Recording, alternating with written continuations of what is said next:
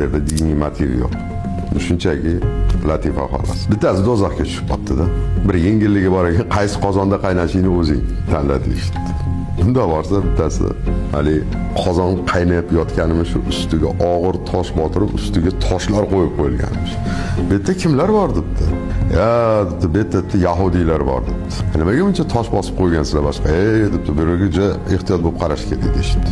Bittasi chiqsa bo'ldi debdi. Qolgan tortoq tushib ketadi debdi. Ikkinchisi borsa qozon qaynab yotibdi, yarim ochiq ekan. Bu yerda kimlar bor? Bu yerda ruslar debdi. Qochib ketmaydim, chiqib ketmaymiz. Sanchiqni bir-biriga tashlab yotaveradilar debdi. Uchinchisi borsa, uchinchi qozonning usti tamoman ochiq emish. Qozonda hali chuqurligi buncha baland emasmish. Bu yerda kimlar borsa, bu yerda o'zbeklar debdi. Debdi. Qochib chiqib ketmaydimi bir sakrab? Debdi. Bemalol o'tgan nazoratchi yo'q bu yerda. Nimaga desa, bittasi chiqaman desa, 10tasi oyog'idan tortadi.